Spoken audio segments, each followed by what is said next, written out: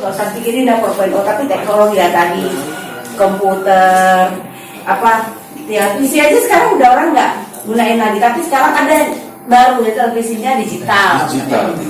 Iya benar, saya juga pas pulang kampung, oh iya ya, itu aja Bun, nyarinya pakai itu aja, kata ini ponakan saya. Oh iya, dan langsung buka YouTube dan sebagainya. Jadi nggak mau kalah ya televisi, karena udah banyak ditinggalin orang. Dan saya juga udah rusak, udahlah biarin aja rusak gitu, nggak diperbaiki. Jadi kita bisa ada dampaknya yang luar biasa. Kehadiran gerai fisik ya, banyak sekali marketplace yang sudah hadir di tengah-tengah kita, dan kita tinggal memanfaatkannya marketplace mana yang paling cocok. Dan tapi menurut saya, analisanya memang banyak sekali marketplace, tapi ada juga yang pas buat produk kita, ada yang nggak pas buat produk kita, nggak semua. Tapi oleh karena itu kita bisa memanfaatkan yang penting gitu ya. Gimana caranya? Kalau teman-teman digital, jangan sampai kita ternak marketplace, Bu. Daftar Tokopedia, daftar, tapi cuma daftar doang gitu, tapi nggak jualan-jualan, nggak ada yang nggak dioptimalkan, belum dioptimalkan. Nah, oleh karena itu kita optimalkan, kemudian meningkatnya pendapatan pegiat UMKM berdampak pada perkembangan ekonomi digital. Jadi insya Allah akan mendapatkan manfaatnya. Nanti kita bisa minta Bu Faridah cerita success story-nya gimana dari dagang offline pindah ke digital, ke online gitu ya. Nah ya dari yang sudah merasakan dulunya offline ke online itu pasti akan berasa berbeda gitu ya. Ada mungkin nuansa yang berbeda, apa yang dibuat sebenarnya hampir sama juga, tetapi ada kiat-kiat tertentu yang perlu kita belajar gitu, seperti apa gitu ya. Kemudian meluasnya area pemasaran para penggiat tadi, jadinya kita bisa promosi jauh gitu ya, nggak hanya tetangga kita, nggak hanya tetangga kecamatan, nggak hanya tetangga provinsi, kabupaten, tapi kita bisa ke tetangga negara gitu ya. Kemudian terjadinya startup culture ya, banyak startup baru ya, apalagi anak-anak muda nanti bisa belajar, kita belajar dari Teh Putri yang masih muda tapi dia sudah mulai belajar dengan digitalnya. Oke, lanjut. Nah, tren ekonomi digital ini ada e-commerce itu tempat kita berjualannya ya. Kemudian education, jadi kita bisa memanfaatkan digital ini untuk belajar. Sekarang kan kita bisa belajar, mau lihat nih cara menggarnish ini makanan yang bagus, bisa di Pinterest ya, bisa lihat, belajar, oh begini cara menggarnish. Mau kita cari nih informasinya bagaimana mengemas rengginang agar tidak pecah, oh tinggal di searching aja ya, tuh nanti bisa dapat ini apa, ada ininya, apanya, ada tutorialnya. Tapi tadi saya bilang belajar itu bisa dengan itu, tapi bisa juga belajar dengan ahlinya. Kalau belajar itu cuma hanya permukaan aja di tapi kita bisa belajar lebih, belajar ketemu guru, ketemu mentor, guru itu juga penting banget ya. Kemudian ada smart appliance ya, ini smartphone kita gunakan.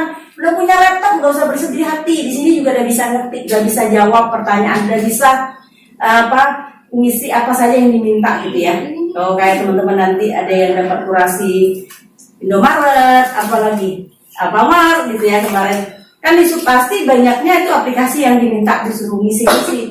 Kalau nggak punya ini laptop bisa pakai ini, kita tinggal edit aja bisa digunakan aplikasi ini. Kemudian sharing ekonomi ya, bisa kita bayar nggak perlu dengan harus ketemu gitu ya. Oke, Ibu nggak punya IBC nggak bisa ketemu. Kayak Bu Rara di Cibudek, saya bayar ya Teh, nanti bayar pakai apa, tinggal share aja. Kalau ada teman saya tuh langsung share semua nomor rekening ini BCA, BNI dan sebagainya gitu ya. Kemudian Oppo ininya segala macam bisa dibayar dengan itu, jadi bisa banget.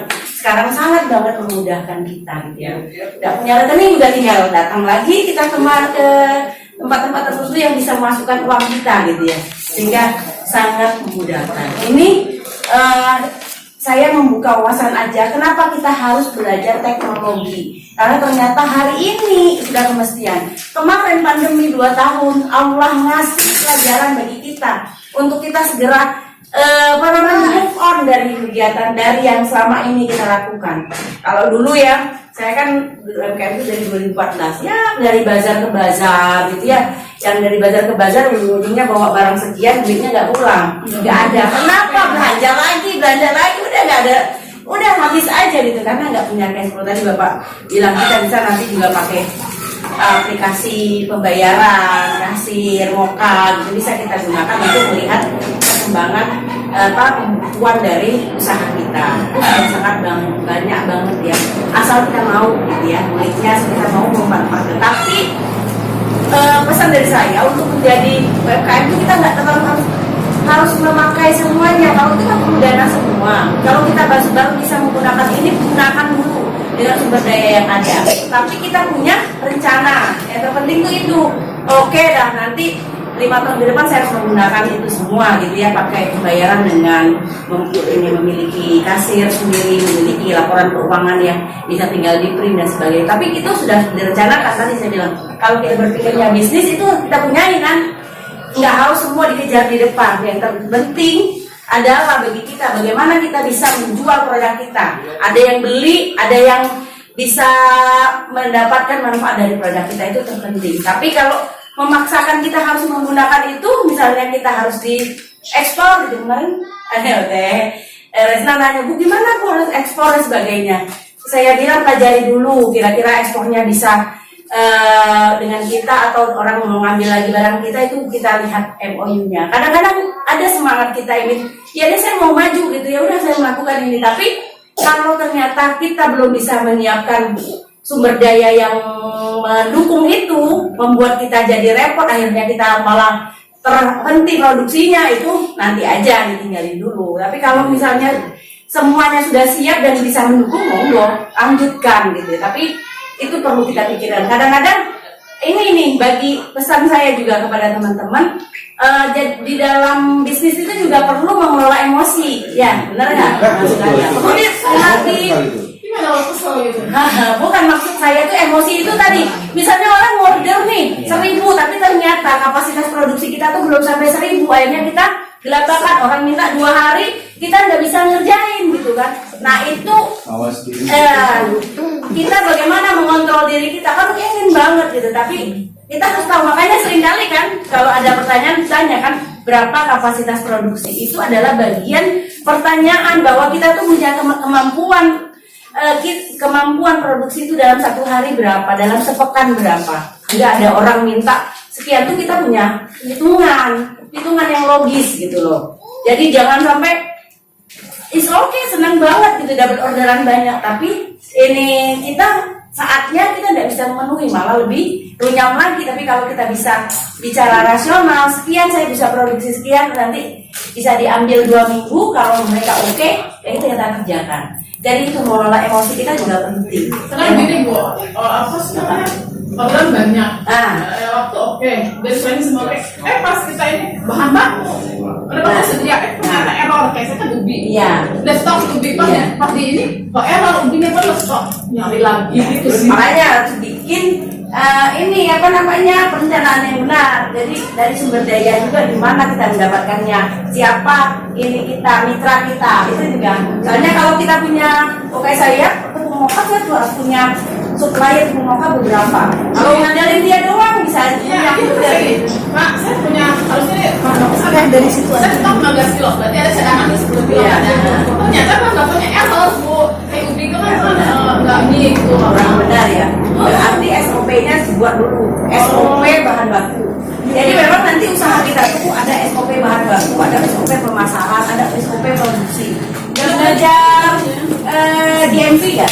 Udah, nah DMV kan diajarin. Nah, 10, 15 masih error. Nah itu bagian dari pembelajaran. Insya Allah ke depan kita bisa membuat. Kalau nggak ada gitu, nggak ada case, berarti kita nggak bisa membuat ini. Jadi perlu ada kasus lah. Belajar. Oke, itu sudah cukup ya. Nih teman-teman, karena waktu kita terbatas, ini Teh Putri biar kita dapatin ilmunya sebanyak-banyaknya ya bisa. Ini nanti Teh Pahala boleh sharing bersama Ibu Farida, sharing sama teman-teman di sini gimana. Bu Farida ini usahanya fashion ya, sudah orderannya udah ratusan per hari, nah di Shopee. Ratusan ya Teh, bener nggak? Bener. Jadi kita boleh belajar gimana sih. Tapi sebelumnya jualan offline juga ya Bu. Fashionnya apa Bu? Saya lebih ke 90% rok. Rok remaja ya itu. langsung jadi model kan. Ini juga. Oh iya. Sederhana sih, cuma kan memang yang paling laku ya itu yang sederhana gitu. Sasarannya anak-anak muda, anak kuliah gitu. Baik, lanjut. Oke. Nuhun ya. Assalamualaikum warahmatullahi wabarakatuh. Waalaikumsalam warahmatullahi wabarakatuh.